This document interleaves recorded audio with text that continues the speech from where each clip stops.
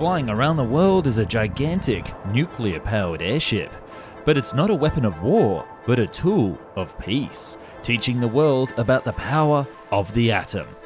But it was far more than just an experimental flying fission reactor, but more like a city in the sky, with a vast hotel, a sky promenade, a heliport, and even a raging nightclub. I'm not kidding, it even had a bar and nightclub that was included specifically on the blueprints. This Atoms for Peace airship was not only a fantastic vision for a brave nuclear-powered world, but one that would have relaunched dirigible travel as a fantastic flying cruise ship alternative to jet travel. This is the atomic dirigible and the world of tomorrow that we never got.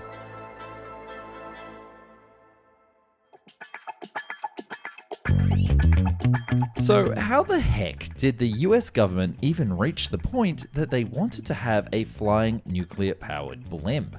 The story is more nutty than you might think. The year is 1953, and the Second World War is over, but a new one is brewing. While America had a few years as the only nuclear power in the world, the Soviets successfully tested their own nuclear weapon in 1949 and has once again reshaped the balance of power.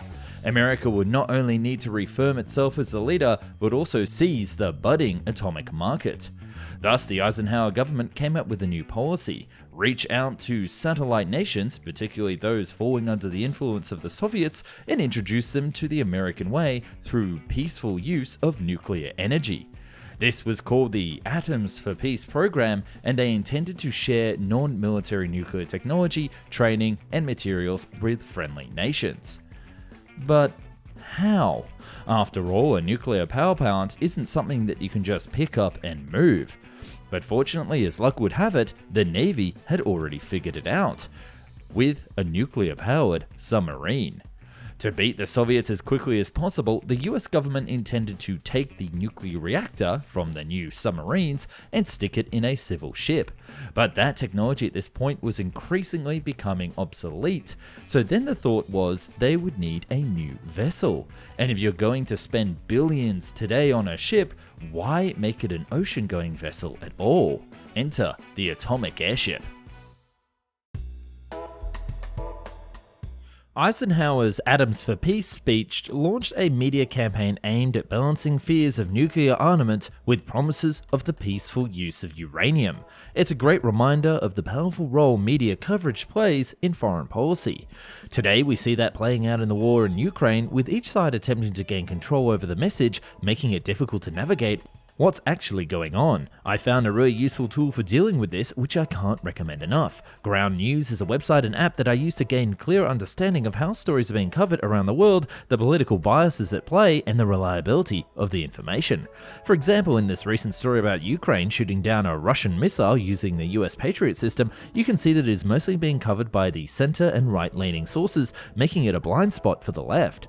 And what's great about Ground News is the sheer number of sources that they deliver, with more than 50,000 around the world. So I can see that there are several Ukrainian news sources reporting on this story, whilst Russian news outlets are quiet, perhaps not yet decided on how they'll frame this development or if they'll cover it at all. One of my favorite ways to read the news is using their map feature on the mobile app, where I can look around the world to see the biggest stories are in different countries. And no other news site has anything remotely like this, and I can't recommend it enough. It'll help you quickly sort through the noise and engage with the news on a deeper level.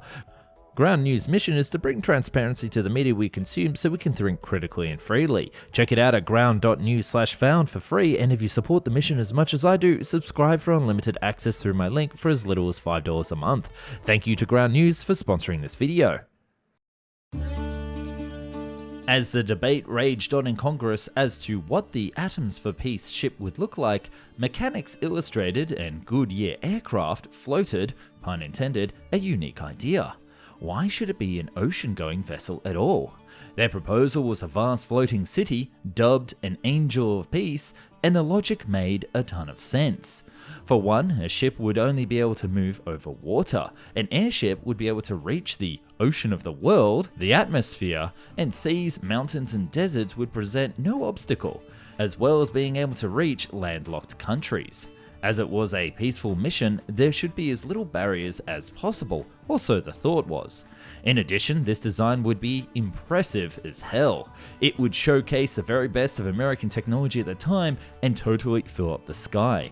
Imagine it traveling over remote regions or arriving at a nation's capital, showing that America had the reach and power and should be listened to far more than those smaller Soviets. And just how impressive would this airship be? Just look at it. At over 1,000 feet long, it would have 12 million feet of helium capacity and be able to carry over 100 tons.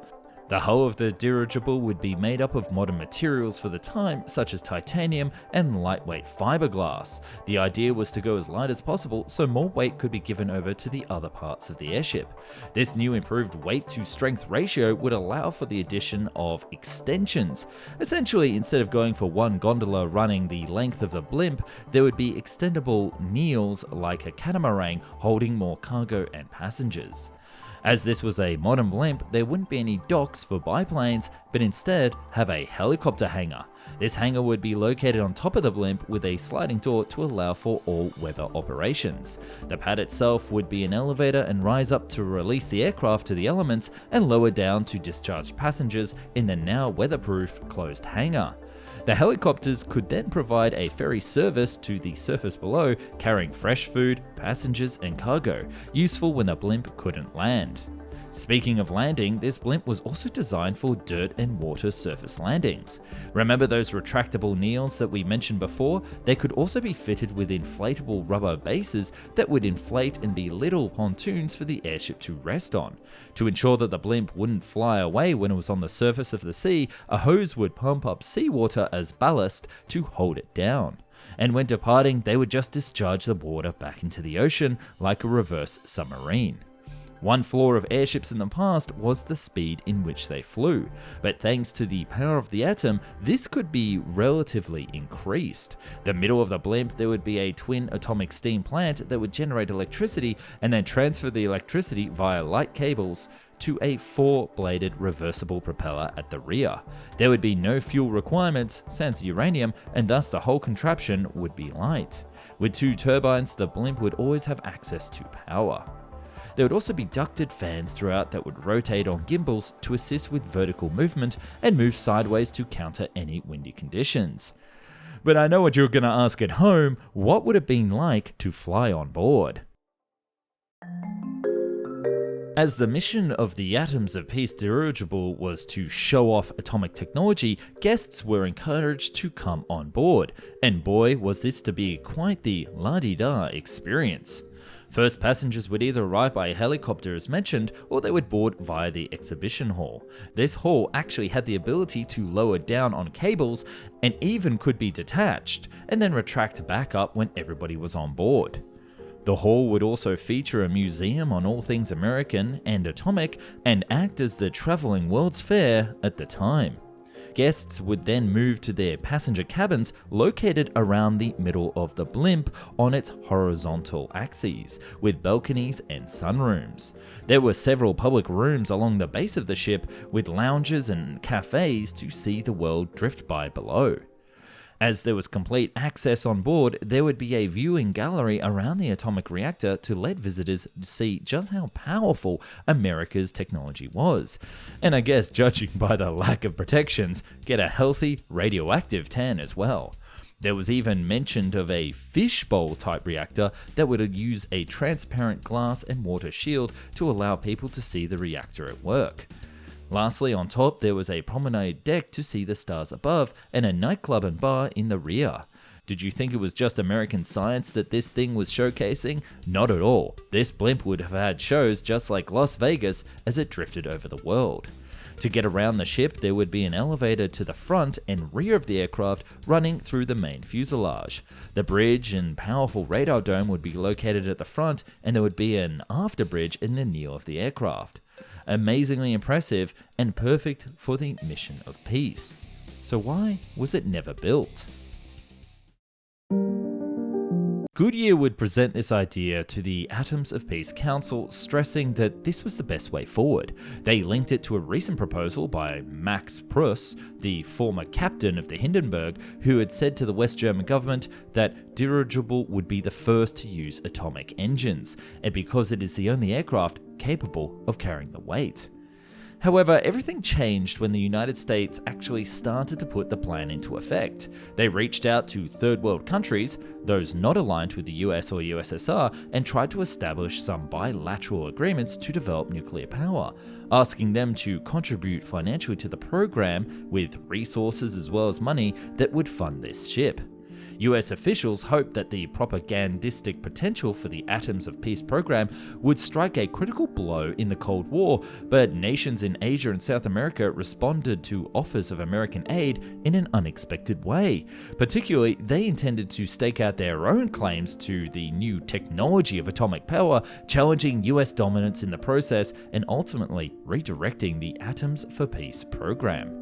These nations, after all, realized that this airship program would only really serve the United States as a tool for propaganda and not actually bring them the freedom that they so craved. As the first nation in South America to build a nuclear reactor, Brazil was something of a test case for the Atoms of Peace program that ended in dissatisfaction on both sides. While the research reactor in Sao Paulo was the first nuclear plant in Latin America and represented a significant achievement for both Brazil and the United States, the collapse of plans for a power plant was a notable failure. The dream of a nuclear Brazil in the 1950s floundered on the dismal economic prospects for nuclear power and internal political divisions within Brazil over the appropriate degree of cooperation with the United States.